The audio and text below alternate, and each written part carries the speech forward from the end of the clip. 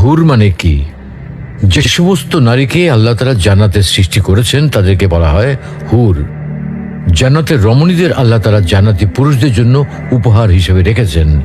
আল্লাহ তাআলা তাদেরকে জান্নাত প্রাপ্ত পুরুষদের সাথে বিয়ে দেবেন, ফলে তারা স্বামী স্ত্রী হিসেবে চিরকালের জন্য জান্নাতে বসবাস করতে থাকবে।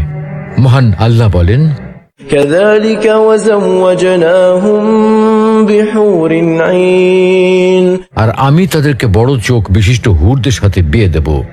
জান্নাতের হুর হবে চিরকুমারী ও সমবয়সের প্রেম সোহাগিনী।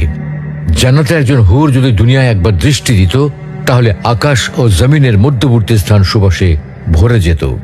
পূর্ব পশ্চিম প্রান্তকে তথা সমগ্র পৃথিবীটাকে সুসজ্জিত করে দিত। প্রতিটি চোখ সব জিনিস থেকে দৃষ্টি ফিরিয়ে তার দিকে চেয়ে থাকত এবং সৃষ্টিকুল আল্লাহর প্রশংসা ও বড়ত্ব বর্ণনা করত। জান্নাতি পুরুষেরা যখনই তাদের দিকে তাকাবে, আনন্দে মন ভরে যাবে। যখন কথা বলবে, ছন্দময় মিষ্টি কথা দ্বারা হৃদয় ভরে দেবে।